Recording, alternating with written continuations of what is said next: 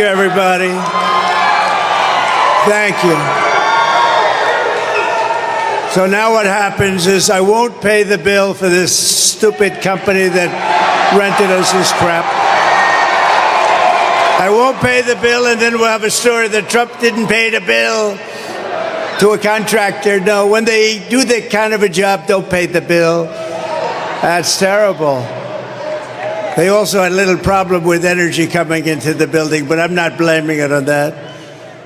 But here's my plan. Do we have fun? The past few days have been some of the worst of the entire campaign for Donald Trump, and it only got worse tonight. We have been talking more and more, and we have finally gotten the mainstream media to cover Donald Trump's cognitive decline as he is more exhausted than ever, more deranged than ever, canceling campaign event after campaign event, interview after interview, afraid to debate Vice President Harris. And it's clear why. Whenever he opens his mouth, it instantly backfires. It's why he's dropping in the polls. It's why his campaign is panicking. And it's why his rallies are so empty, like they were tonight. And it's not just that Donald Trump's crowd was tiny tonight, because that was enough to set him off, and boy did it. But there were some issues with the speech tonight that led him to just abruptly stop it. And we are going to get into all of that, because it was a disaster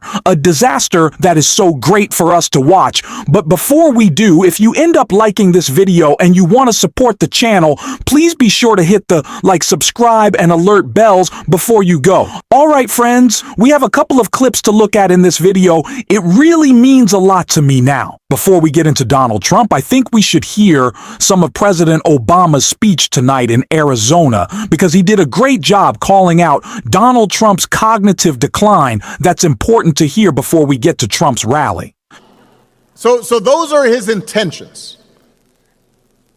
I do have to point out that along with his intentions, there is also a question of his competence.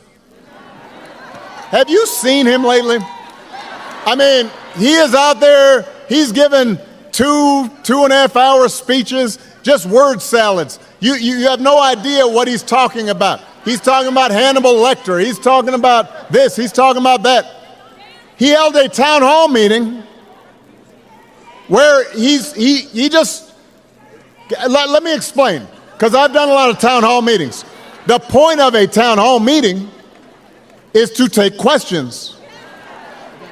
He just decided, you know what, I'm going to stop taking questions. And then he's swaying to Ave Maria and YMCA for about half an hour. Folks are standing there not sure what's happening. Can you imagine if I did that? Can you imagine if Ruben did that right in the middle? Now, our playlist would probably be better. But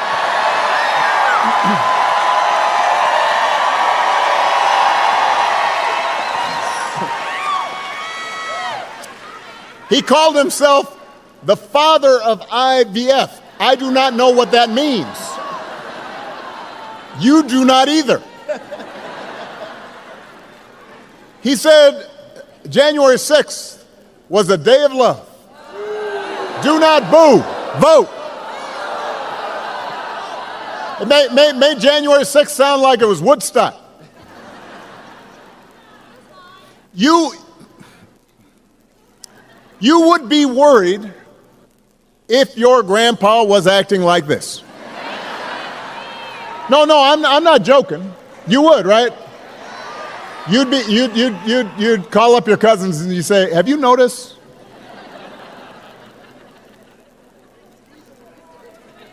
So imagine it coming from a guy who wants to be given unchecked power.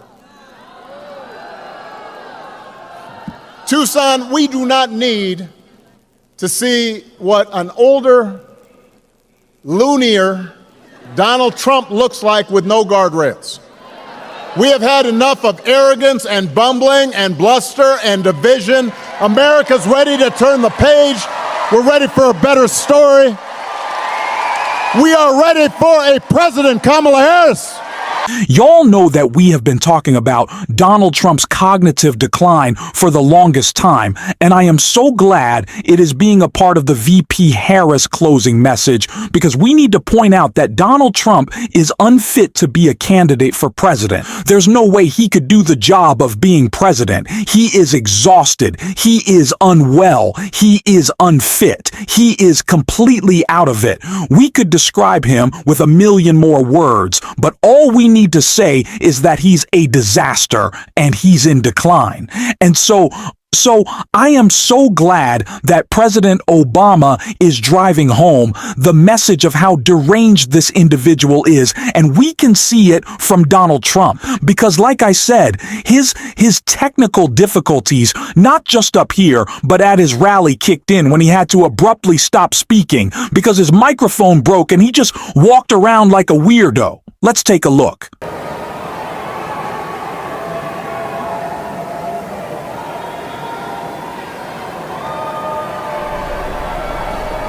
All right, as you guys can see there, some mic issues going on. So clearly, nothing can go right for Donald Trump, and that just makes me smile. As you can see, because at this tiny rally, and we are going to get into just how small it was in just a second, Donald Trump's mic instantly broke a bit of karma. I think that's the universe telling Donald that, hey, we're going to go ahead and quiet you right now. But in a couple of days and a couple of weeks, we're also going to quiet you forever on November 5th by making sure you never get near the Oval Office again. And that set Donald Trump off. But what really angered him was how tiny his crowd was. It was first reported right here by CNN. Lena, you're noticing something interesting inside that venue where you are. What is it? That's right. So we are here in downtown Detroit. We're in this pretty large venue. You can't really tell, Aaron, from where you are. I mean, right behind me, you can see the crowd. But behind the camera, where I'm speaking toward, it's actually pretty empty. They have not been able to fill this. And I'll also tell you that it took us more than 2 hours. They were 2 hours delayed in getting us into the venue today. And so there are questions about, I'm told it was not a security issue, according to two Secret Service officials. Another empty crowd, another angry Donald Trump. Just doesn't that make you so happy? His crowd is exhausted, almost as tired as he is. They're not necessarily falling asleep during his rallies. Well, actually, they are falling asleep during his rallies. Like we saw from Donald Trump today at a town hall in Michigan when he decided he would take a little bit of a snooze. But it's the reason why these rallies get smaller, why the venues are no longer in big arenas, why they're in smaller theaters. Because people don't want to show up. They've heard the same old tired stick again and again. They are absolutely done with his anger and his grievance and his complaints. And speaking of complaints, we heard some of those from Donald Trump right here. Thank you, everybody. Thank you. So now what happens is I won't pay the bill for this stupid company that rented us this crap. I won't pay the bill, and then we'll have a story that Trump didn't pay the bill to a contractor. No, when they do that kind of a job, don't pay the bill. That's terrible. They also had a little problem with energy coming into the building, but I'm not blaming it on that. But here's my plan. Do we have fun? Now I gotta cut it off there, because we do not need to hear any more of his ridiculous speech. But what we do need to hear is the truth, and someone who has doling out that truth, as they always do. Set the record straight on the economy was President Obama, and some more of that speech I want to check out right here. Now, some people, because, I'm having conversations around the country with folks as I go campaigning. And I'll hear some people say, well, I remember the economy when those first 2 years with Trump, they were pretty good. And I say, yeah, it was good. Because it was my economy that I gave to him.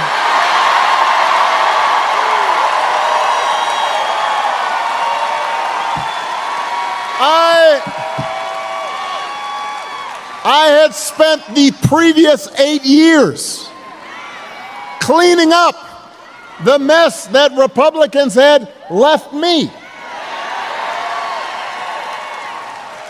So when I handed over the economy to Donald Trump, we had had 75 straight months of job growth. And I said, here you go. And all he did with it was give a tax cut to people who did not need one, and drove up the deficit in the process.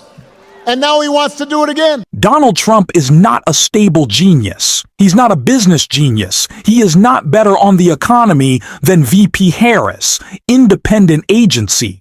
No, Bell laureate economists have pointed that out. It is true. VP Harris is better for business. But let's also get rid of this idea that Donald Trump was the reason why we saw economic success during his presidency. No, he was riding the coalis of President Obama. I'm glad President Obama called that out, and I'm glad that VP Harris is calling out Donald Trump's anti-labor stance on so many positions as she did right here. The fact is, Donald Trump's comments are the talk of someone who has had everything handed to him. I know it's right. It is. I know. It is. This man, who never had to work a job that came with calloused hands or an hourly wage, right? Someone who got handed $400 million on a silver platter and did what with it? Filed bankruptcy 6 times. Come on. Come on. He will never understand the life and the work of a United Auto Worker. He will never understand that. People who work hard for everything they have, who take great pride in a job well done, who understand what it represents to their family and the future of their family. Again, I go back to the dignity of hard work. So let us be clear. Donald Trump's insults to American workers is not exclusive to that video. Okay? He's never done a hard day's work in his life. He doesn't care about anyone else who does. A hard day's work, all he wants is credit and a lack of accountability. So how about we stop giving him credit? Make him take some accountability and vote for VP Harris on November 5th. Just shut him up. As Mike did it for him, we can do it as well. And we're going to keep talking about that every single day on the show. And if you want to support that, as always, you can hit that subscribe button. You can leave a like on this video, and if you're stuck around at the end, you can drop a blue heart in the comments, and until next time, I'll see you soon.